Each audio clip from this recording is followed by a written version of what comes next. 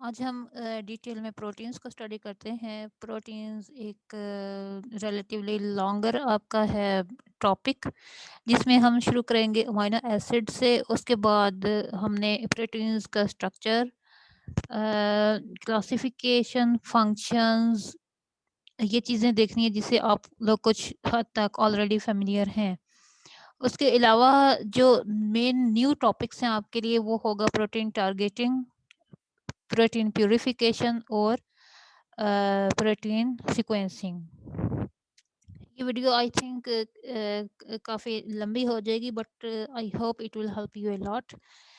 तो amino acid से start करते हैं। अमीनो एसिड बेसिक प्रोटीन के कंपोनेंट्स हैं, रिपीटिंग यूनिट्स हैं। Proteins are the polymers of the amino acids.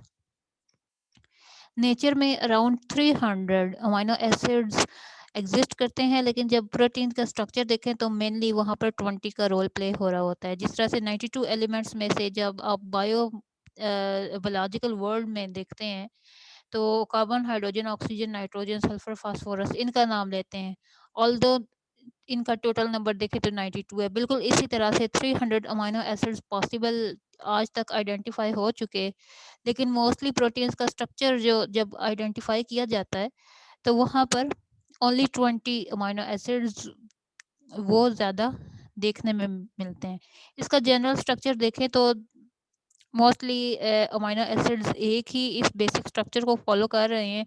एक अल्फा कार्बन है, उसके एक साइड पे अमीनो ग्रुप है, एक कार्बोक्सिल ग्रुप है, एक हाइड्रोजन लगा हुआ है और साथ में एक आर चेन है। ये अमीनो एसिड बेसिकली ये आर चेन या फंक्शनल ग्रुप जो है यहाँ पर ये डिफरेंट है, जिसकी वजह से different kinds of the amino acids बनते हैं। बेसिक स्ट्रक्चर अमीनो एसिड्स ये फॉलो कर रहे हैं।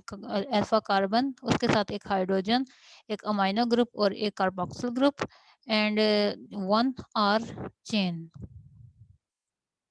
क्लासिफिकेशन अमीनो एसिड्स की देखें तो on the basis of structure हम इनको क्लासिफाई कर सकते हैं। The amino acids that have the linear structure उनको आप एलिफैटिक अमीनो एसिड्स कहते हैं। इसमें glycine, alanine, valine, leucine, isoleucine, hydroxy amino acids, serine, threonine, cysteine, methionine, asparagine, glutamine, aspartic acid या एस्पार्टेट, ग्लूटामेट, लाइसिन, आर्जिनिन, ये सारे aliphatic amino acids हैं। Aromatic amino acids आपके पास रिंग स्ट्रक्चर के साथ होते हैं। इसमें फेनाइल एलानिन और ट्राइरोसिन आते हैं। हेट्रोसाइक्लिक अमीनो एसिड्स में ट्रिप्टोफेन और हिस्टिडीन है। और अमीनो एसिड्स में प्रोलीन को कंसिडर किया जाता है। प्रॉपर्टीज अमीनो एसिड्स की देखें तो कुछ अमीनो एसिड्स ऐसे हैं that are sweet in taste. For example glycine है, alanine, valine, serine, tryptophan, histidine और proline, these are sweet in taste. Leucine is tasteless और isoleucine and arginine that are bitter in taste. Sodium glutamate को flavouring agent के तौर पर use किया जाता है। एस्पार्टेट को आर्टिफिशियल स्वीटनर के तौर पर यूज करते हैं।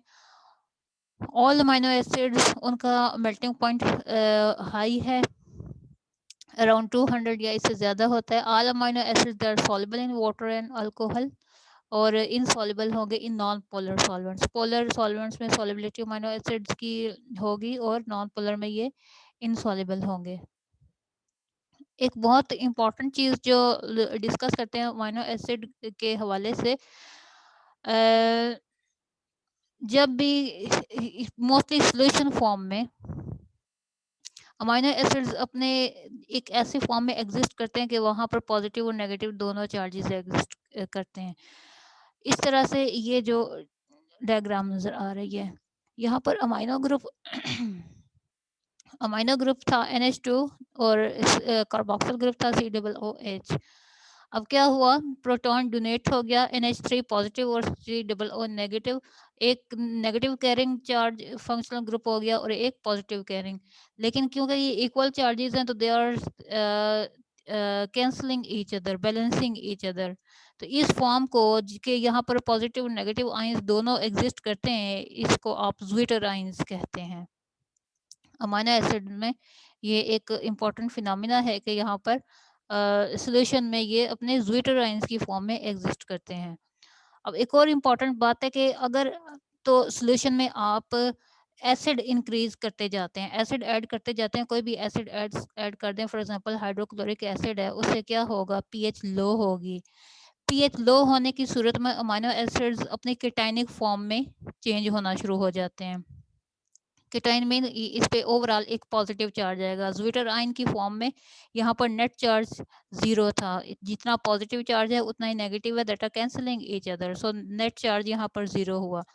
अगर यहाँ पर आप एसिडिक मीडियम बनाना शुरू कर दें अमीनो एसिड्स के लिए, यानी कोई एसिड ऐड करना शुरू कर दें जिसकी वजह से पीएच लो हो जाएगी, तो अमीनो एसिड अपनी केटाइनिक फॉर्म में कन्वर्ट होना शुरू हो जाएंगे। ऐसा पॉइंट जहाँ पर 50% केटाइंस एग्जिस्ट करते हो और 50% ज्विटर आयंस हो, उसको pK1 वैल्यू कहा जाता है। इसी के अपोजिट अगर आप यहाँ पर अमीनो एसिड्स में क्या ऐड करना शुरू कर दें, अल्कली या बेस, तो पीएच हाई होना शुरू हो जाएगी, 7 से इंक्रीज होगी, जिसकी वजह से सॉल्यूशन बेसिक हो जाएगा इन नेचर। इस केस में अमीनो एसिड्स एनाइनिक फॉर्म में कन्वर्ट होना शुरू हो जाएंगे, नेगेटिव चार्ज यहाँ पर एग्जिस्ट करेगा। फिर ऐसा सॉल्यूशन जिसमें 50% ज्विटर आयंस हो और 50% एनाइंस हो, उसको आप pK2 वैल्यू कहते हैं। और ये pK1 प्लस pK2 वैल्यू, इनको प्लस करने से, इसका एवरेज लेने से वैल्यू आती है PI की,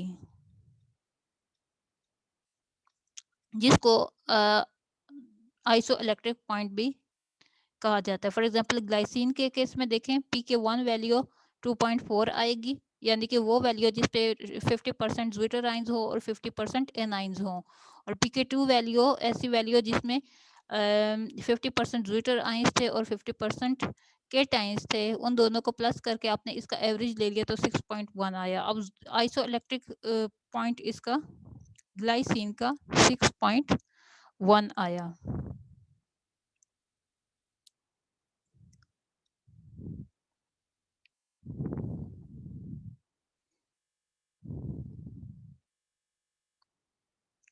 आइसो इलेक्ट्रिक पॉइंट वो पॉइंट होता है जहां पर नेट चार्ज 0 हो। The pH at which the molecule carries no net charge is known as isoelectric point, यानी वो पॉइंट जिस पर सारे अमीनो एसिड अपने ज्विटर आयन की फॉर्म में एग्जिस्ट करते हैं। pK1 वैल्यू और pK2 वैल्यू, इन दोनों के एवरेज इक्वल होता है आइसोइलेक्ट्रिक पॉइंट के। अब आ जाते हैं प्रोटीन्स पे। प्रोटीन्स बायोमॉलिक्यूल हैं that are compose of amino acids. ये कंपोज करते हैं अबाउट 3/4 ऑफ द बॉडी।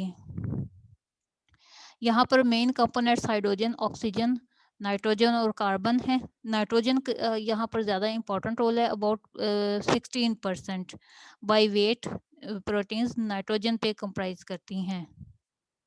इसके अलावा कुछ केसेस में सल्फर और फास्फोरस भी कॉन्स्टिट्यूएंट्स के तौर पर प्रोटीन्स में एक्ट करते हैं।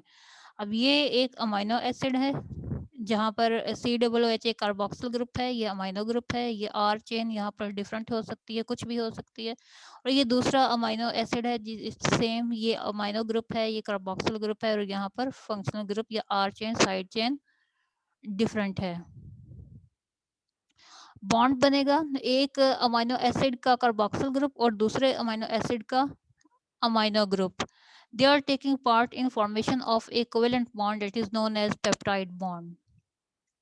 Peptide bond के बनने से ये दो अमीनो एसिड्स आपस में लिंक हो गए, जिसको डाइपेप्टाइड कहा जाता है।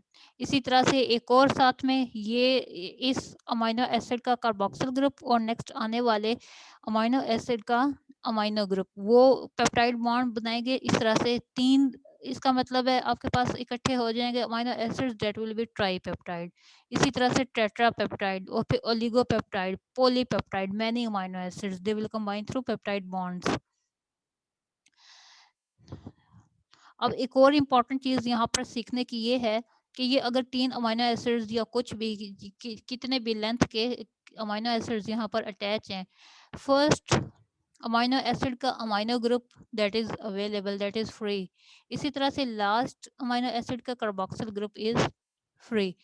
तो इस एंड को आप कहते हैं अमाइनो टर्मिनस या अमाइनो टर्मिनल, एंड टर्मिनल। और इस ग्रुप को आप कहते हैं सी टर्मिनल। नेचर में अगर आपके पास 20 आप कहते हैं कि मेजर अमाइनो एसिड्स हैं that are playing role in the composition of proteins, तो उसका उसकी कितनी वैरायटी हो सकती है प्रोटीन्स की, क्योंकि ये basic central dogma of life आपको कहता है कि डीएनए से आरएनए बन रहे, आरएनए से प्रोटीन बन रही है, और ये प्रोटीन है जो कि करेक्टर्स को के अपीयरेंस को चेंज कर रही है। किसी भी स्पीशीज के अंदर अगर टू इंडिविजुअल्स में फिनोटाइप डिफरेंट हो रही है, तो वो क्यों डिफरेंट हो रही है? क्योंकि वहाँ पर expression molecules that are proteins वो डिफरेंट हैं।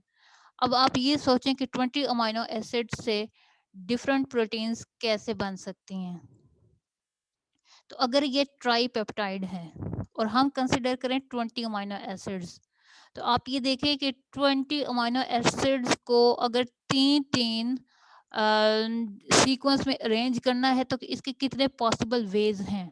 इसको आप इस तरह से कैलकुलेट कर सकते हैं। 20 अमाइनो एसिड्स आपके पास टोटल हैं और आपने 3 3 का कॉम्बिनेशन बनाना है, तो आप इसकी पावर 3 ले लेंगे। तो ये ट्राईपेप्टाइड आपके पास 8000 डिफरेंट पॉसिबिलिटीज हैं।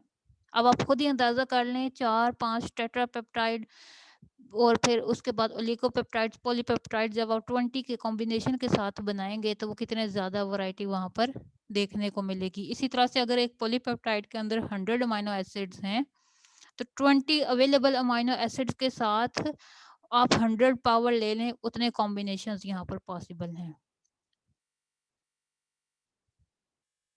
अब हम फिजिकल प्रॉपर्टीज ऑफ प्रोटीन्स की तरफ आते हैं।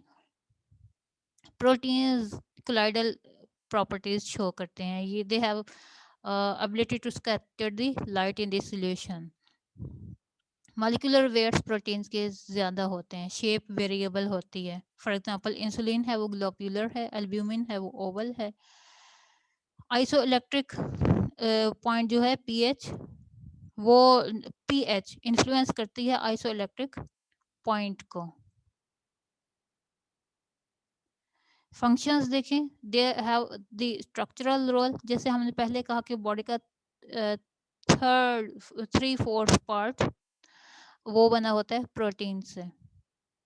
They are the energy source, metabolism में मेटाबोलाइज होकर they can yield energy. They can play role in the defence of the body. For example antibodies हैं या एंटीफेरॉन्स हैं। They are chemical messengers in the form of hormones. For example insulin है या glucagon है। They act as receptors on cell membranes. ये जब आप cell membrane का स्ट्रक्चर डिटेल में पढ़ते हैं तो वहाँ पर देखते हैं कि कार्बोहाइड्रेट के साथ मिलकर प्रोटीन्स ग्लाइकोप्रोटीन्स बनाती हैं that are the receptors. They act as enzymes. Enzymes को जब आप डिस्कस करते हैं तो कहते हैं mostly enzymes are protein in nature. They are reserve food. For example in fruits vegetables proteins reserve food की फॉर्म में वहाँ पर इकट्ठी होती हैं। फॉर एग्जांपल एल्ब्यूमिन एग में होती है, वहाँ पर स्टोर्ड फॉर्म है फूड की। कैसीन ये मिल्क में स्टोर्ड फूड है। स्ट्रक्चर या ऑर्गेनाइजेशन की तरफ आ जाएं प्रोटीन्स की, तो यहाँ पर 4 तरह के डिफरेंट स्ट्रक्चर्स या ऑर्गेनाइजेशन लेवल्स हैं। सबसे पहले प्राइमरी स्ट्रक्चर है, it is just the sequence of the amino acids in the proteins. Amino acid से मिल रहा है, पेप्टाइड बॉन्ड्स बन रहे हैं, एक पॉलीपेप्टाइड एक लंबी चेन अमाइनो एसिड्स की बन गई that denotes the primary structure of the proteins. For example ये 2 सीक्वेंसेस आपको दिए हुए हैं, ग्लाइसिन एलानिन वैलिन। ये एक सीक्वेंस है that denotes the primary structure of this tripeptide. इस तरह से ग्लाइसिन वैलिन एलानिन है that again shows the primary structure of the proteins. Secondary structure of the proteins में आप कहते हैं कि ये जो प्राइमरी स्ट्रक्चर में अमाइनो एसिड्स अरेंज हुए हुए हैं, about 3 to 4 amino acids apart उनका आपस में क्या लिंकेज बन रहा है। अमीनो एसिड्स आपस में डाइसल्फाइड बॉन्डिंग के थ्रू, हाइड्रोजन बॉन्डिंग के थ्रू, वान डेर वाल्स फोर्सेस के थ्रू अपने ही गिर्द वाइंडिंग शो करते हैं। सेकेंडरी स्ट्रक्चर में आप इन नॉन कोवेलेंट फोर्सेस की एग्जिस्टेंस देखते हैं about 3 to 4 amino acids apart. ये नॉन कोवेलेंट फोर्सेस कौन सी हो सकती हैं? They can be hydrogen bonds, electrostatic bonds, hydrophobic interactions and van der वाल फोर्सेस। सेकेंडरी स्ट्रक्चर दो तरह का यहाँ पर हो सकता है, अल्फा हेलिक्स या फिर beta pleated sheets. Alpha helix में एक स्पाइरल स्ट्रक्चर बनता है प्रोटीन्स का, और हेलिक्स की जब बात करते हैं तो ये राइट हैंडेड है, जिस तरह से डीएनए के स्ट्रक्चर में देखा था, राइट हैंडेड हेलिकल स्ट्रक्चर है। बीटा प्लेटेड शीट्स में फुली एक्सटेंडेड स्ट्रक्चर है। अमीनो एसिड्स अरेंज हुए हुए एक दूसरे के साथ 3 to 4 अमीनो एसिड्स अपार्ट आप इंटरेक्शन देख रहे हैं, नॉन कोवेलेंट इंटरेक्शंस। फ़र्क बेसिक अल्फा हेलिक्स में और बीटा प्लेटेड शीट्स में अरेंजमेंट का डिफरेंस आ जाता है। अल्फा हेलिक्स में हेलिकल अरेंजमेंट, स्पाइरल अरेंजमेंट आ जाती है, और बीटा प्लेटेड शीट्स में शीट्स की तरह से बिल्कुल एक्सटेंडेड एक स्ट्रक्चर बन जाता है, जो आपको अभी डायग्राम से ज़्यादा क्लियर नज़र आएगा। टर्शियरी स्ट्रक्चर में फिर आप बात करते हो इंटरेक्शंस की, which are about 3 to 4 amino acids apart. वो ये एक टर्शियरी स्ट्रक्चर, एक functional unit of the protein की बात आ जाती है यहाँ पर। किस तरह से चेन अपने ऊपर अरेंज होके एक 3 डायमेंशनल स्ट्रक्चर बनाती है, और that acts as functional unit of a protein complex. Quaternary structure में एग्रीगेशन है प्रोटीन्स की डिफरेंट चेन्स की, मोस्टली जिस तरह से आप देखते हैं हीमोग्लोबिन के अंदर, यहाँ पर आपके पास 4 चेन्स हैं, 2 अल्फा चेन्स और 2 बीटा चेन्स। तो वो चारों चेन्स आपस में कॉइल हुई हुई हैं, उन्होंने एक बिल्कुल स्पेसिफिक कॉन्फ़िगरेशन बनाई हुई है। That structure will be known as quaternary structure. इस डायग्राम से आपको ज़्यादा क्लियर नज़र आ रहा है। प्राइमरी स्ट्रक्चर में देखें, it's just the arrangement of different amino acids in the form of A polypeptide chain. किसी इंटरेक्शन की बात नहीं कर रहे सर, जस्ट कोवेलेंट बॉन्ड्स हैं यहाँ पर, covalent forces and that are the peptide bonds. Secondary structure में नॉन कोवेलेंट फोर्सेस हैं that exist between the amino acids, और आप डिस्कस करते हो about 3 to 4 amino acids apart, ज़्यादा दूर की तरफ नहीं जाते हो। दो पॉसिबिलिटीज हैं अल्फा हेलिक्स, ये देखें एक हेलिकल फॉर्म जिस तरह से डीएनए का हेलिक्स होता है, राइट हैंडेडनेस है। यहाँ पर प्लेटेड शेड्स में ये एक एक्सटेंडेड स्ट्रक्चर है। ठीक हो गया। टर्शियरी स्ट्रक्चर में 3 to 4 अमीनो एसिड अपार्ट जाते हैं। देखें अब ये चेन अपने ही ऊपर कॉइल हुई, नॉन कोवेलेंट फोर्सेस आई, van der Waals forces, hydrogen disulphide bonds. Quaternary structure में मोर देन वन चेन्स, एक ये वाइट कलर में नजर आ रही है, एक पर्पल कलर में नजर आ रही है, they coil around each other to form a functional complex of the proteins. अच्छा जी, प्रोटीन टारगेटिंग, अगर आप प्रोटीन की सिंथेसिस देखें तो वो राइबोसोम्स के ऊपर होती है। डीएनए बेसिकली न्यूक्लियस के अंदर है, that transfers its message to messenger RNA. Messenger RNA cytoplasm में आता है, साइटोप्लाज्म में राइबोसोम्स पड़े हुए हैं, जहाँ पर ट्रांसलेशन के प्रोसेस के थ्रू प्रोटीन बनती है। अब ये प्रोटीन बन रही है साइटोप्लाज्म के अंदर, लेकिन अगर गौर किया जाए तो ये प्रोटीन ज़रूरत है मेम्ब्रेन्स के अंदर, ये प्रोटीन ज़रूरत है डिफरेंट सेल ऑर्गेनेल्स के अंदर।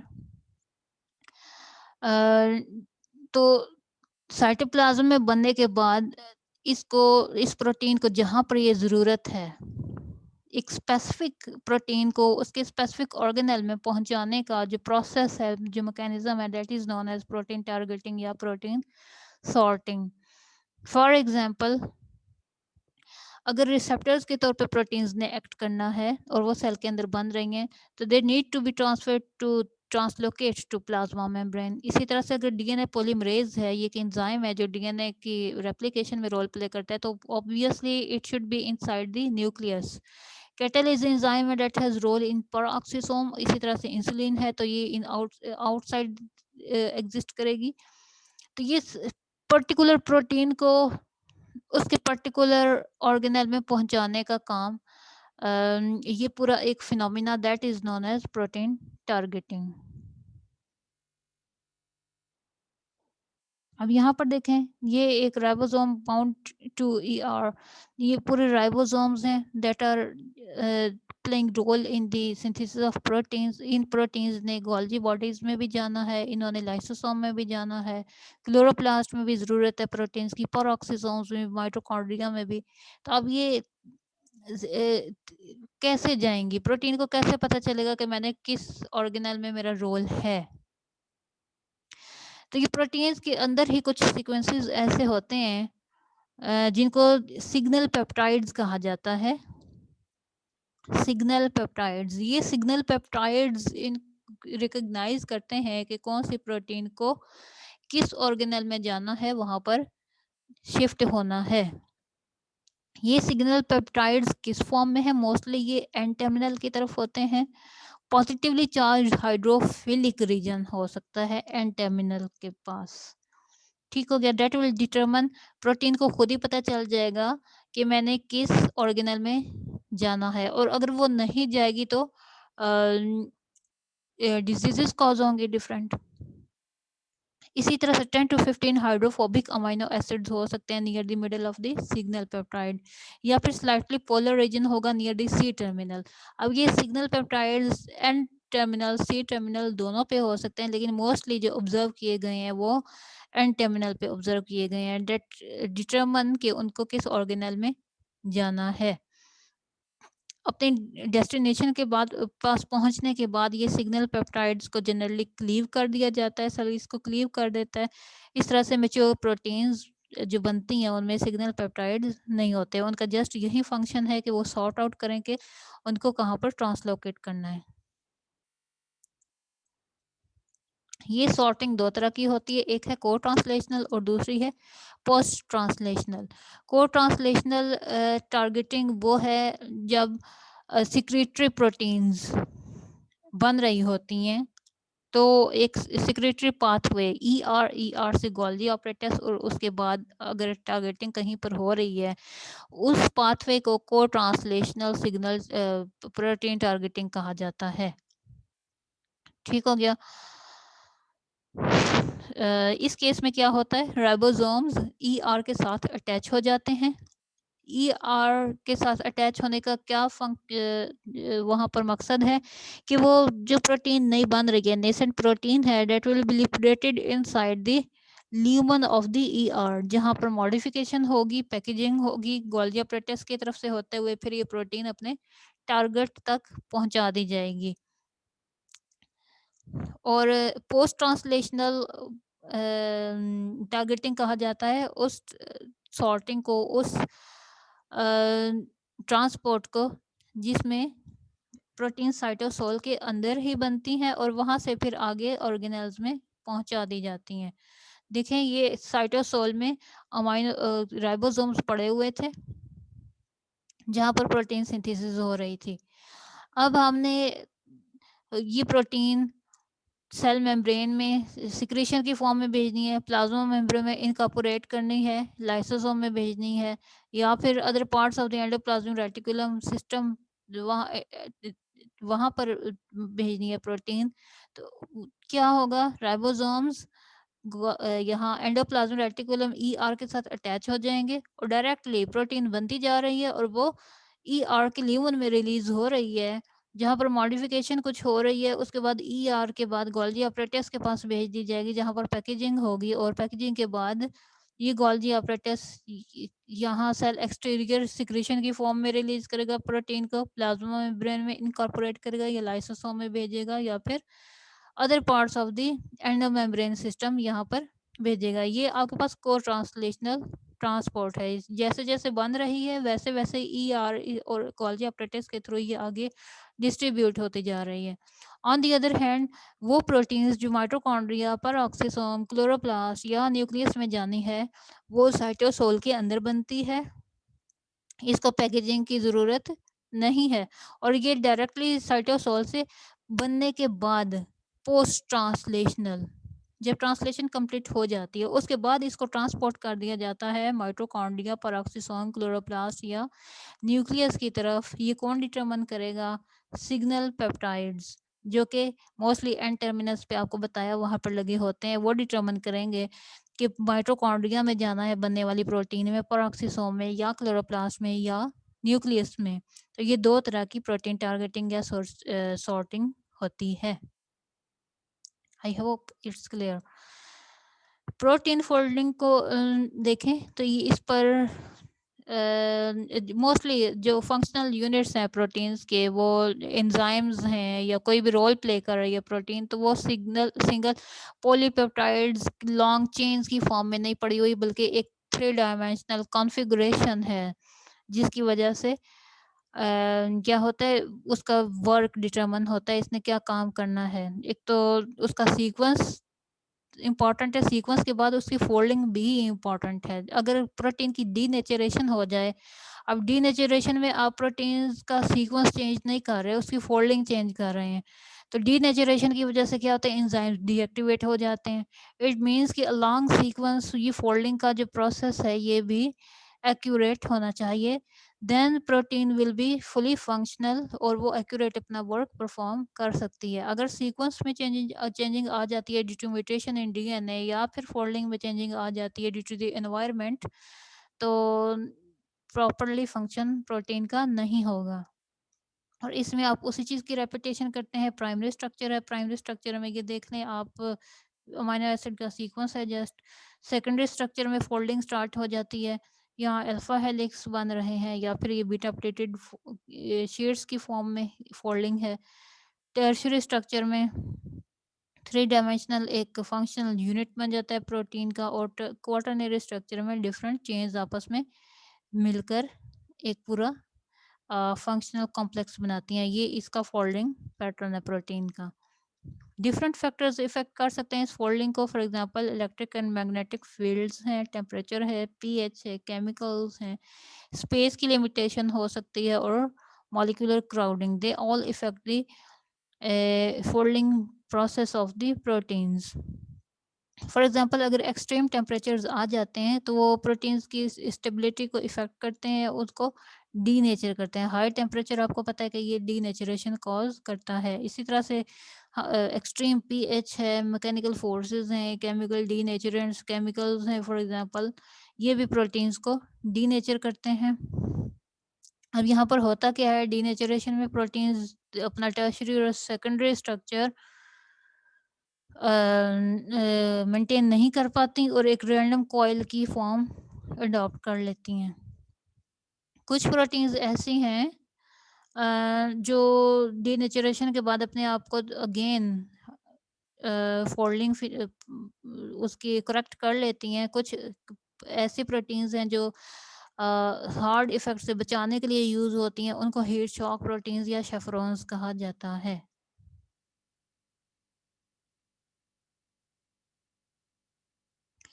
प्रोटीन प्यूरिफिकेशन क्या है? सेल के अंदर बहुत सारी प्रोटीन्स हैं और आप एक स्पेसिफिक प्रोटीन में इंटरेस्टेड हैं। एक टारगेट प्रोटीन है आपकी, उसको आप किस तरह से आइसोलेट करेंगे, किस तरह से प्यूरिफाई करेंगे, ये उस चीज़ को डील करती है।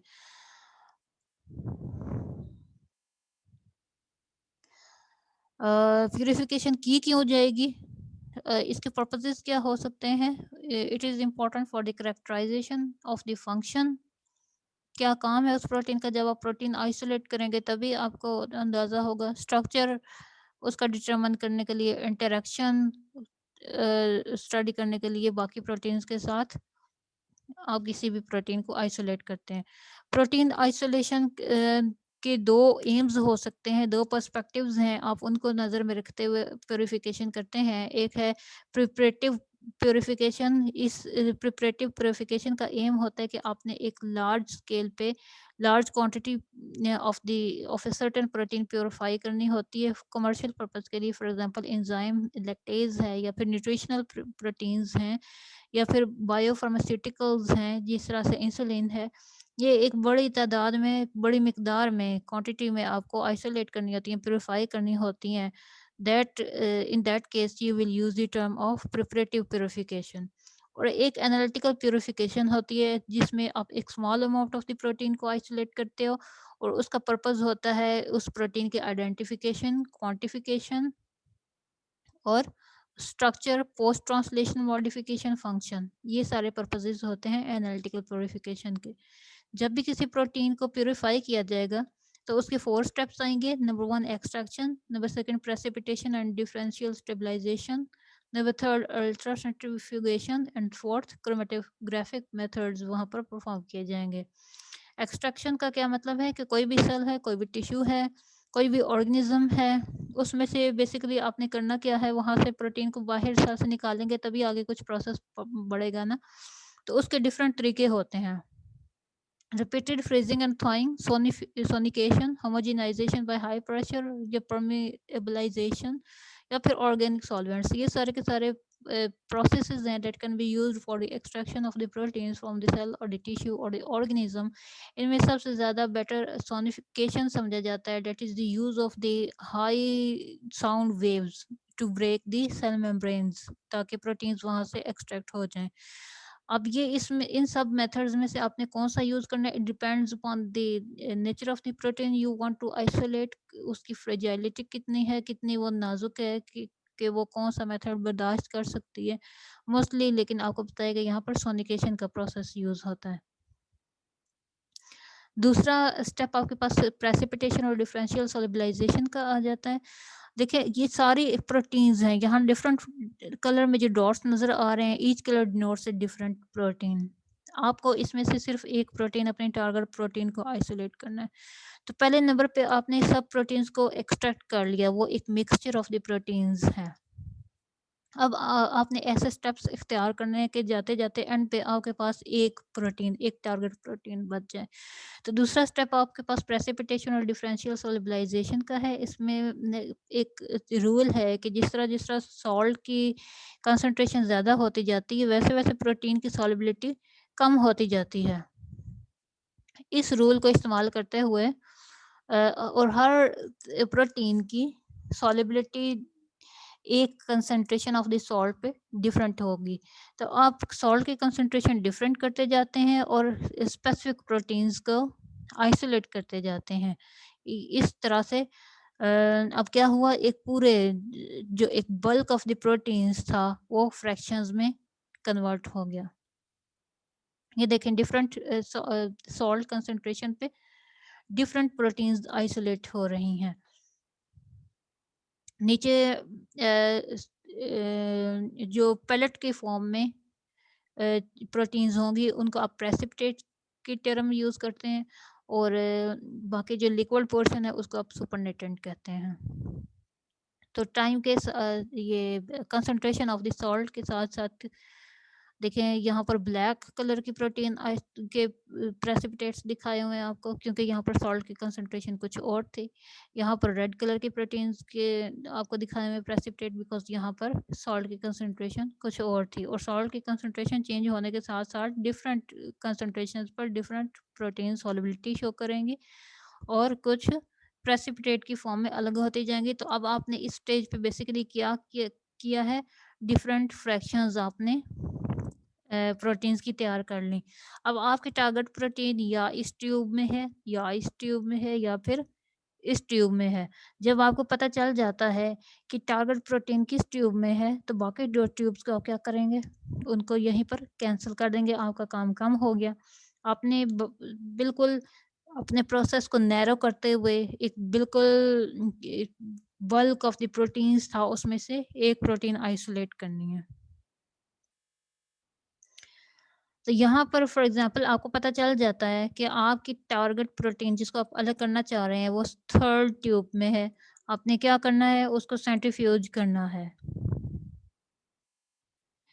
सेंट्रीफ्यूज करने का प्रिंसिपल क्या है, यहाँ पर सेंट्रीफ्यूगल फोर्स को यूज़ किया जाता है for the separation of mixtures of the particles of varying message. यहाँ पर सेंट्रीफ्यूगेशन की वजह से डिफरेंट मैसेज के प्रोटीन्स अलग अलग होते जाएंगे। आपके पास फर्दर इस तरह से ट्यूब्स बनेंगी। जब आप इसको सेंट्रीफ्यूज करेंगे, एक हाई वेलोसिटी पर रोटेट करेंगे, उससे क्या होगा एक स्पेसिफिक डेंसिटी की प्रोटीन प्रेसिपिटेशन शो करेगी और बाकी सुपरनेटेंट की फॉर्म में ऊपर रहेगी। वो जो प्रेसिपिटेट बना है आपने उसको आइसोलेट कर लिया। उसके बाद फिर से सेंट्रीफ्यूज किया, फिर आइसोलेट किया, फिर सेंट्रीफ्यूज किया, फिर आइसोलेट किया। इस तरह से क्या हुआ, डिफरेंट फ्रैक्शंस यहाँ पर भी डिफरेंट ग्रेडिएंट इल्यूटेड यहाँ पर इल्यूजन्स बनी है, उनको आपने आइसोलेट कर लिया। फर्दर अब देखें इन इल्यूजन्स में से भी 1 2 3 4 5 6 जो इल्यूजन्स हैं आपकी टारगेट प्रोटीन इनमें से किसी एक इल्यूजन के अंदर है, बाकी 5 इल्यूजन्स से आपका कोई काम नहीं है। तो इस स्मॉल ट्यूब को फॉर एग्जांपल 3 को आपने फर्दर कोई ऐसी टेक्निक यूज़ करनी है कि इसमें जो प्रोटीन्स हैं वो अब आइसोलेट हो जाएँ। इसके लिए हम क्रोमैटोग्राफिक मेथड्स यूज़ करते हैं। क्रोमैटोग्राफी बेसिकली सेपरेशन टेक्निक है और डिफरेंट इसकी प्रिंसिपल्स हो सकते हैं। मुख्तलिफ किस्म की क्रोमैटोग्राफिक टेक्निक्स यूज़ कर सकते हैं। पहले साइज़ एक्सक्लूजन क्रोमैटोग्राफी आ जाती है। यहाँ पर अब आपकी जो इल्यूजन्स आई थी डिफरेंट, उसमें कुछ प्रोटीन्स रह गई थी। जब आपने इनिशियली एक्सट्रैक्ट किए प्रोटीन, तो यहाँ पर एक बल्क ऑफ द प्रोटीन्स था। उसके बाद आपने सॉल्टिंग आउट की है, प्रेसिपिटेशन की है, तो क्या हुआ, फ्रैक्शंस बन गई। अब इन फ्रैक्शंस में से एक फ्रैक्शन के अंदर आपके टारगेट प्रोटीन है। जिस फ्रैक्शन के अंदर टारगेट प्रोटीन है, उसको आपने सेंट्रीफ्यूज किया, डेंसिटी के पॉइंट ऑफ व्यू से प्रोटीन्स अलग हो गई, ये डिफरेंट इल्यूजन्स बने। अब इन इल्यूजन्स में से भी एक इल्यूजन आपके काम की है, बाकी में आपकी टारगेट प्रोटीन नहीं है। तो ये नैरो डाउन आप करते जा रहे हैं। अब यहाँ पर नंबर ऑफ द प्रोटीन्स कितना कम हो गया होगा as compare to first step जब आपने एक्सट्रैक्शन की थी। ठीक हो गया ना? तो इन इल्यूजन्स में से जिस इल्यूजन में आपका टारगेट प्रोटीन है, उसको आपने क्रोमैटोग्राफी रन करनी है। क्रोमैटोग्राफी के डिफरेंट प्रिंसिपल्स हैं। पहले नंबर पर साइज़ एक्सक्लूजन क्रोमैटोग्राफी को देखते हैं। यहाँ पर बेसिकली बीड्स एक एक मीडियम इंसर्ट किया जाता है, जेल होता है, उससे फ़िल्ट्रेशन की जाती है। अब देखें आपने इस कॉलम एक अपना पैक किया जेल का और अपने प्रोटीन का सैंपल जो एक इल्यूजन थी that was containing the target protein, उसको इसके ऊपर पोर किया। अब हो गया क्या कि जो लार्जर मॉलिक्यूल्स एंड पेप्टाइड्स हैं, वो जल्दी नीचे फ्लो करेंगे क्योंकि ये बीड्स के दरमियान में से होते-होते जा रहे हैं, इनका डिस्टेंस कम है और जो स्मॉलर पेप्टाइड्स हैं, उनका डिस्टेंस ज़्यादा होगा क्योंकि वो बीड्स के अंदर से गुज़र-गुज़र के जाएँगे। अब यहाँ पर 3 तरह के प्रोटीन्स दिखाई हुई है, येलो का कलर सबसे बड़ा था, तो ये सबसे पहले एंड पे पहुँच जाएगा। इस तरह से इसको रन किया जाता है। ये एक कॉलम है, कॉलम के अंदर आपने अपना जेल पैक किया हुआ है। जो लार्जर प्रोटीन और डिफरेंट टाइम पे आप नीचे से इसके भी इल्यूजन्स इकट्ठे करते रहते हैं। ये देखिए नीचे आपने कितनी ज़्यादा ट्यूब्स रखी हैं। थोड़ा-थोड़ा पोर्शन आप इकट्ठा करते रहते हैं यहाँ से। और प्रोटीन्स प्यूरिफाई होती रहती हैं। ये जो लार्जर मॉलिक्यूल्स हैं ये नीचे गए हैं। जब आपने थोड़ा-सा फ्रैक्शन इस ट्यूब में लिया तो यहाँ तक आपकी फॉर एग्ज़ाम्पल प्रोटीन ऐड हुई है वहाँ पर। फिर नेक्स्ट आप सॉल्वेंट यहाँ नेक्स्ट ट्यूब में इकट्ठा करेंगे, यहाँ पर आपका ग्रीन पोर्शन आ जाएगा। इसी तरह से सबसे एंड पे आपके पास ये रेड सा जो है प्रोटीन शो किया हुआ है, ये आएगा। तो साइज़ की बेसिस पे जो लार्जर प्रोटीन्स हैं वो नीचे जल्दी पहुँच रही हैं, उनका डिस्टेंस क्योंकि कम है। उसके बाद ये ग्रीन कलर के प्रोटीन्स इसको फ़ॉलो करेंगी, ये मीडियम साइज़ की है और फिर स्मॉलेस्ट साइज़ की सबसे एंड पे प्रोटीन्स निकलेंगी। तो ये साइज़ की बेसिस पे आप कलेक्ट करते जा रहे हैं, अपनी प्रोटीन्स आप प्यूरीफाई कर रहे हैं, that's why it is known as size exclusion chromatography. दूसरी क्रोमैटोग्राफी आप आयन एक्सचेंज क्रोमैटोग्राफी यूज़ कर सकते हैं। यहाँ पर आपने कुछ ऐसा मीडियम डालना है कि इन बीड्स जो आपके हैं, आपने जो भी मीडियम यहाँ पर पैक किया है, उसके साथ आपने क्या कर देना है अपने एक स्पेसिफिक इस तरह के फंक्शनल ग्रुप्स अटैच कर देने हैं कि उन पे पॉजिटिव या नेगेटिव चार्ज आ जाए। अगर तो आपके बीड्स पे यहाँ ये देखें नेगेटिव चार्ज है। तो इसका मतलब है कि positive charge peptides overall charge जिन पे पॉजिटिव होगा, जो ब्लू कलर में है, वो इसके साथ बेड्स के साथ अटैच रह जाएँगे, क्योंकि opposite charges attract each other. और जो नेगेटिव चार्जेस हैं वो नीचे इकट्ठे हो जाएँगे। अगर आपको पता है कि आपके टारगेट प्रोटीन का ओवरऑल नेट चार्ज क्या है, पॉजिटिव है या नेगेटिव है, तो उसी लिहाज से आपने अपने पैक्ड मीडियम पे फंक्शनल ग्रुप्स अटैच कर देने हैं। ठीक हो गया ना? तो फिर क्या होगा, आपके पास पॉजिटिव और नेगेटिव चार्ज पेप्टाइड्स अलग हो जाएँगे। तो ये आप चार्ज की बेसिस पे आइसोलेशन कर रहे हैं पेप्टाइड्स की। फिर नेक्स्ट टाइप आपके पास एफिनिटी क्रोमैटोग्राफी आती है। इसमें यहाँ पैक्ड मटेरियल के ऊपर बेड्स के ऊपर कुछ ऐसा स्पेसिफिक कंपाउंड कोट कर दिया जाता है, जिसकी आपके टारगेट प्रोटीन के साथ एफिनिटी है, वो उसके साथ बाइंडिंग कर सकता है, उसके साथ बॉन्ड्स बना सकता है। अब ये देखें डायग्राम में, यहाँ पर बीड्स हैं, बीड्स के साथ आपने एक अपना स्पेसिफिक कंपाउंड लगाया हुआ है that has affinity with your protein of interest. और फिर ये पैक करने के बाद कॉलम आपने यहाँ पर एक मिक्सचर ऑफ द प्रोटीन्स डाला। ये डिफरेंट कलर्स डिफरेंट प्रोटीन्स को शो कर रहे हैं। एफिनिटी किसी एक प्रोटीन की आपके टारगेट प्रोटीन के लिए है। आपकी टारगेट प्रोटीन ये जो रेड कलर की है, यहाँ पर इन बीड्स के साथ एफिनिटी शो करते हुए इनके साथ लग जाएगी और बाकी सारी प्रोटीन्स यहाँ से इल्यूट आउट हो जाएंगी। अब एंड पर आपने क्या करना है, हाई सॉल्ट बफर ऐड करना है। जो एफिनिटी थी प्रोटीन की, आपकी टारगेट प्रोटीन की इसके साथ अटैच हुई हुई थी, हाई सॉल्ट कंसंट्रेशन में ये इसको छोड़ देगी। फिर आप इसको नीचे से इकट्ठा कर लें। उसके बाद जो एडवांस टेक्निक है वो है हाई परफॉर्मेंस लिक्विड क्रोमेटोग्राफी। ये उसका पूरा ऑपरेटस इस तरह का पड़ा हुआ होता है लैब में। इसका प्रिंसिपल क्या है कि यहाँ पर एक सॉल्वेंट यूज़ किया जाता है, जिसको मोबाइल फेज भी आप कहते हैं क्रोमेटोग्राफी, अगर आपने पेपर क्रोमेटोग्राफी के बारे में आपको पता हो। और पेपर जो होता है वो स्टेशनरी फेज होता है। यहाँ पर भी जो भी आप जेल फिल कर रहे हैं, ये आपका स्टेशनरी फ़ेज़ है और ऊपर से आप सॉल्वेंट ऐड करते हैं, जो मोबाइल फ़ेज़ होती है। वो सॉल्वेंट कि कौन-सा ऐड करना है, वो एक्सपेरिमेंट जब आप परफ़ॉर्म करते हैं लैब में, तभी आप डिफरेंट कंसंट्रेशंस बना-बना कर वो चेक करते हैं कि कौन-सा मिक्सचर आपको बेस्ट रिज़ल्ट्स दे रहा है। या आपने जो भी इल्यूशंस इकट्ठी की हैं, यहाँ पर ये कॉलम आपका स्टेशनरी फेज शो कर रहा है, जिसमें आपने जेल भरा हुआ था, पैक किया हुआ था और ऊपर से आप सॉल्वेंट ऐड करते जा रहे हैं। ये सॉल्वेंट आ रहा है, ये आपका मोबाइल फेज है। तो एचपीएलसी को हम देख रहे थे।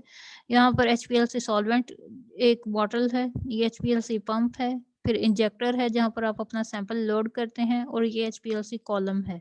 सैंपल लोड करने के बाद कॉलम में जाता है। यहाँ से आप प्यूरीफाई कर रहे हैं ना अपनी प्रोटीन को, तो डिफरेंट टाइम के साथ-साथ ये ऑटोमेटिक प्रोसेस है। ये डिफरेंट टाइम पे डिफरेंट अ, जो भी आइसोलेट हो रहे हैं पेप्टाइड्स, वो एक पीक्स की फॉर्म में यहाँ पर शो होंगे। तो इसका मतलब है कि टाइम इस टाइम पर नीचे जो भी लिखा हुआ है 5 सेकंड्स हैं, उस पे ये वाला पेप्टाइड आइसोलेट हुआ है। जितनी पीक्स बनेगी, हर पीक एक पेप्टाइड को शो कर रहा है। तो आपको पता चल जाता है कि आपके सैंपल में कितने पेप्टाइड्स हैं। अगर यहाँ पर एक ही पीक आती है तो इसका मतलब है कि एक ही पेप्टाइड यहाँ पर प्यूरिफाई हो गया। लेकिन ये बहुत मुश्किल प्रोसेस है प्यूरिफिकेशन का, एक प्रोटीन को निकालना आसान बात नहीं है। तो एंड पे ये सारी चीज़ें जब आपने क्रोमेटोग्राफी परफॉर्म कर ली, आपने आयन एक्सचेंज क्रोमेटोग्राफी परफॉर्म की है, या आपने एफिनिटी क्रोमेटोग्राफी के थ्रू अपने टारगेट प्रोटीन को आइसोलेट करने की कोशिश की है, या फिर साइज एक्सक्लूजन क्रोमेटोग्राफी को अडॉप्ट किया है। अब आपको पता कैसे चले, क्योंकि प्रोटीन्स नज़र तो नहीं आती हैं, आपको कैसे पता चले कि आपने अपनी प्रोटीन आइसोलेट सही की भी है या फिर आप एंड तक मिक्सचर ही लेकर चल रहे हैं? क्योंकि गलती के चांसेस भी हैं ना। देखें यहाँ पर आपने क्या करना है कि साइज एक्सक्लूजन क्रोमेटोग्राफी में एक पूरा सैंपल लोड करना है। सैंपल लोड करने के बाद थोड़े-थोड़े टाइम के बाद आपने यहाँ अपने इल्यूजन्स इकट्ठी करती जाना है। अब ऐसा भी पॉसिबल है कि आपकी टाइमिंग सही नहीं है, जब ये मॉलिक्यूल सारे के सारे निकल चुके, आपने नेक्स्ट ट्यूब रखनी है, आप ऐसा करें कि इन 2 प्रोटीन्स को मिला दें। आपकी एक रीजन में ये 2 प्रोटीन्स हों या फिर ये तीनों एक रीजन में इंक्लूड हो जाएँ। अब ये चीज़ फाइंड आउट करने के लिए कि आइदर आपकी प्यूरिफिकेशन सही हुई भी है या नहीं, आप परफॉर्म करते हैं इलेक्ट्रोफोरेसिस, जेल इलेक्ट्रोफोरेसिस। ये सारा उसका सेटअप है। ये एक ट्रे है। ट्रे के अंदर आपने बेसिकली एक जेल डाला है, पॉलीएक्रिलामाइड जेल। अपने ये टेक्निकल टर्म्स हैं, इसमें आपने बफर भरा हुआ होता है ट्रे के अंदर। एक इलेक्ट्रोड होता है, एक एनोड है इसके पास। यहाँ जेल के अंदर आप स्पेसेस क्रिएट करते हैं कॉम्ब के थ्रू, ताकि आप अपने सैंपल लोड कर सकें। इसको वेल कहा जाता है। अब आपने क्या करना है, ये जेल प्रिपेयर करने के बाद जब आपने वेल्स बना लिए, अपने सैंपल्स प्रोटीन्स के यहाँ पर लोड करने हैं। जब करंट प्रोवाइड होता है तो प्रोटीन मूव करती है इलेक्ट्रोड की तरफ, इसकी तरफ पॉजिटिव चार्ज की तरफ। जितने सेगमेंट्स बनेंगे उतने ही तरह की आपकी प्रोटीन, इसका मतलब है कि उस सैंपल में मौजूद है। ये बैंड्स का टर्म आप यूज़ करते हो इसके लिए, जितने बैंड्स बन रहे हैं हर बैंड एक प्रोटीन को शो करेगी। अगर तो आपकी प्रोटीन आइसोलेट हो चुकी तो आपके पास एक ही बैंड आना चाहिए। इसका मतलब है कि ये एक ही प्रोटीन है जो कि एक ही जगह पर जाकर इकट्ठी हो गई। ठीक हो गया ना? जो ये साइज़ की बेसिस पे यहाँ पर आइसोलेशन होती है। जो लो मॉलिक्यूलर वेट प्रोटीन्स हैं, उनके बैंड्स नीचे बनेंगे और जिनके लार्जर फ्रेगमेंट्स हैं, वो बैंड्स ऊपर रहेंगे।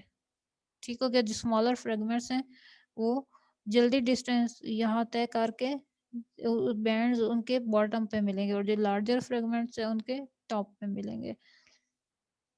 तो जितने ज़्यादा फ्रेगमेंट्स हैं, तो इसका मतलब है इतनी ज़्यादा प्रोटीन्स हैं। अगर ये सारी क्रोमैटोग्राफी परफ़ॉर्म करने के बाद आपके ये ज़्यादा बैंड्स आ जाते हैं, इसका मतलब है कि आपकी क्रोमैटोग्राफी सही परफ़ॉर्म नहीं हुई। आप दोबारा से उसको रन करें और अपनी प्रोटीन्स को दोबारा से आइसोलेट करें। और ये समझें कि ये एक स्क्रीनिंग प्रोसेस है। अगर एक ही बैंड बन जाता है, तो इसका मतलब है कि आप अपनी प्यूरिफिकेशन में सक्सेसफुल हो गए। तो ये थी पूरी प्यूरिफिकेशन प्रोटीन्स की।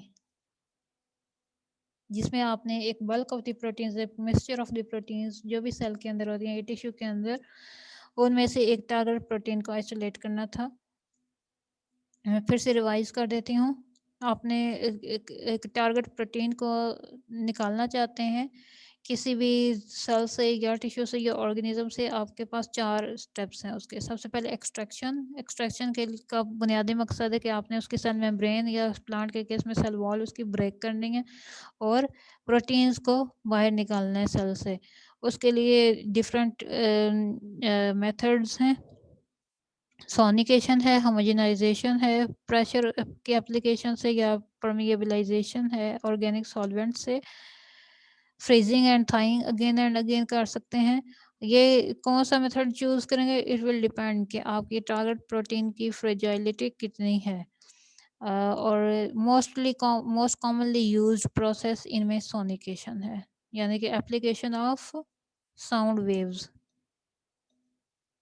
दूसरे स्टेप में आपने डिफरेंशियल सॉल्वलाइजेशन करनी है, जिसमें सॉल्टिंग आउट प्रोसेस भी इसको कहते हैं। अमोनियम सल्फेट ऐड करते जाना है। अमोनियम सल्फेट ऐड करने से डिफरेंट सॉल्ट कंसंट्रेशन पे डिफरेंट प्रोटीन सॉल्युबिलिटी शो करती हैं और रिमेनिंग प्रेसिपिटेट्स के फॉर्म में आइसोलेट होती जाती हैं। इस तरह से आपके पास डिफरेंट फ्रैक्शंस बन जाते हैं। इसका फ़ायदा ये है कि पूरा एक बल्क ऑफ द प्रोटीन्स, एक मिक्सचर ऑफ द प्रोटीन्स के फर्दर फ्रैक्शंस बन गए। अब आपको एक फ्रैक्शन को लेकर आगे चलना है। जब आपको ये पता चल गया कि किस ट्यूब में आपका टारगेट प्रोटीन है, आपने उसको सेंट्रीफ्यूगेशन के थ्रू डिफरेंट इल्यूजन्स बना लेने हैं। इन इल्यूजन्स में से भी एक इल्यूजन में आपका टारगेट प्रोटीन है, बाकी सब वेस्ट हैं। जिस इल्यूजन में टारगेट प्रोटीन है, उसको क्रोमेटोग्राफी रन करें।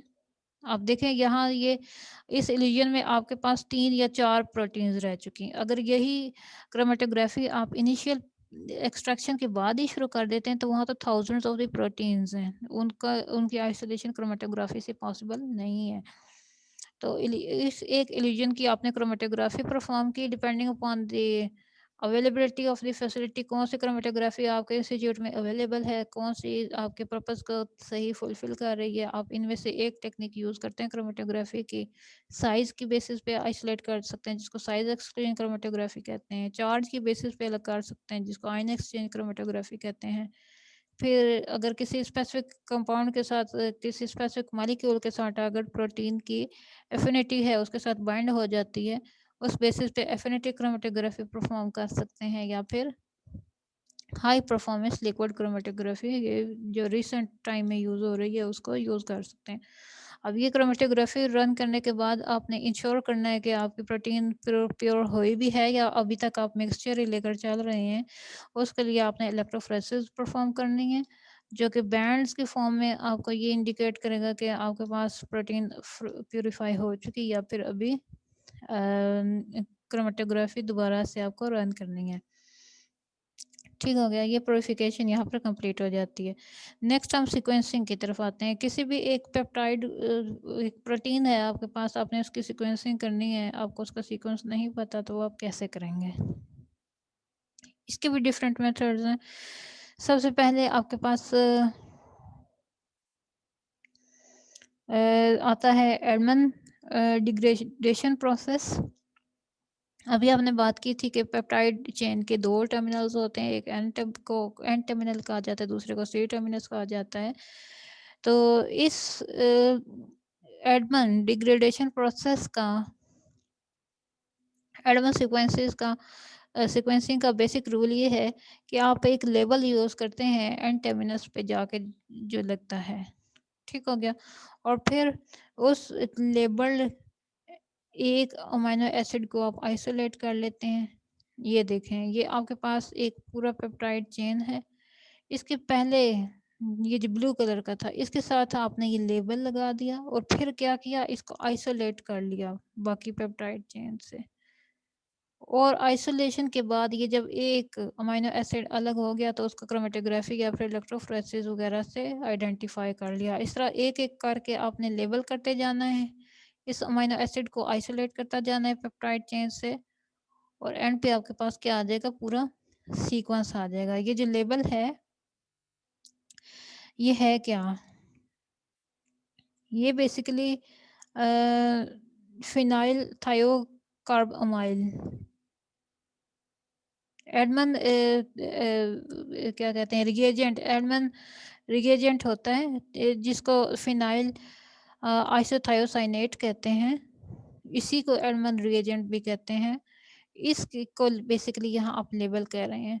आपने रिएक्ट करवाया एन टर्मिनल के साथ, एन टर्मिनल के साथ रिएक्शन के बाद ये phenyl isothiocyanate it will be converted into phenyl thiocarbamoyl. इस बनने वाले पीटीसी को आपने रिएक्ट करवाया एनहाइड्रस एसिड के साथ, जिससे थायोएज़ोलीन डेरिवेटिव्स बने। ये डेरिवेटिव्स अब काफ़ी स्टेबल होते हैं।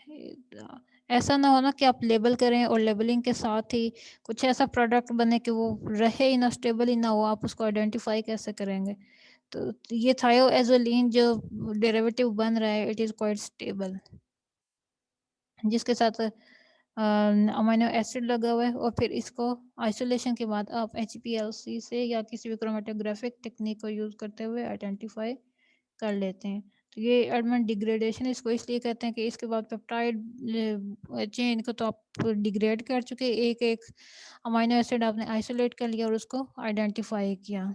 ये पूरा प्रोसेस था एडमन सीक्वेंसिंग का, जिसके थ्रू आपने पेप्टाइड चेन का सीक्वेंस फाइंड आउट किया। दूसरा मेथड है ट्रिप्टिक मैपिंग। जब आप एडवांस सीक्वेंसिंग की बात करते हैं, तो उसमें आपने बिल्कुल फेवरेबल कंडीशंस को कंसिडर किया था, जबकि रियलिटी में ऐसा होता है कि एंड टर्मिनल ब्लॉक भी हो सकता है। 50 to 70% प्रोटीन्स ऐसी होती हैं कि उनका एंड टर्मिनल ब्लॉक होता है, फॉर्माइल एसिटाइल ग्रुप लगे होते हैं। For example post translational modifications हुई होती हैं, उस केस में आपको एन टर्मिनल अवेलेबल ही नहीं है कि आप एडमन डिग्रेडेशन सीक्वेंसिंग वहाँ पर कर सकें। उस केस में आपने ट्रिप्टिक मैपिंग करनी है। ट्रिप्टिक मैपिंग है क्या, आपने ट्रिप्सिन एंजाइम उसके थ्रू डाइजेशन कॉज करनी है एक लंबे पॉलीपेप्टाइड की, जिसकी वजह से एंड टर्मिनल अवेलेबल हो जाएगा। ये डिफरेंट शॉर्ट पॉलीपेप्टाइड्स बन जाएंगे यहाँ पर। अब इनके एंड टर्मिनल्स अवेलेबल हैं, आप इनको दोबारा से एडमन सीक्वेंसिंग के थ्रू सीक्वेंस कर लें। उसके बाद स्पेक्ट्रोस्कोपी है, ये रिसेंट टेक्निक है। यहाँ पर ये आपके पास मिक्सचर ऑफ द प्रोटीन्स है, आपने ट्रिप्सिन के थ्रू इसको पॉलीपेप्टाइड में कन्वर्ट कर लिया, शॉर्ट लेंथ फ्रेगमेंट्स हैं। उसके बाद यहाँ पर MS1 और MS2 ये दो राउंड्स हैं that will determine the sequence of amino acids. किस तरह से, इस तरह से प्रोटीन थी, आपने उसकी आयोनाइजेशन कॉज की, MS1 में आपके पास आइसोलेशन हुई इन पेप्टाइड्स की। अब यहाँ पर सिलेक्टेड पेप्टाइड, एक एक पेप्टाइड कोलिजन चैम्बर में जाएगा, उसकी फ्रेगमेंटेशन होगी और मैस एनालाइजर उसकी MS2 जो है आइडेंटिफिकेशन करेगा। Charge to mass ratio calculate होती है इस ग्राफ में, that is generated automatically by the computer. और पूरा एक डेटाबेस है जहाँ से कंपैरिजन हो जाता है, ऑलरेडी आइडेंटिफाइड है अमीनो एसिड्स इन पीक्स के कंपैरिजन से उस डेटाबेस में पूरा सीक्वेंस आइडेंटिफाई हो जाता है पेप्टाइड का। तो ये एक ऑटोमेटेड प्रोसेस है, मोस्टली आजकल ये यूज़ हो रहा है।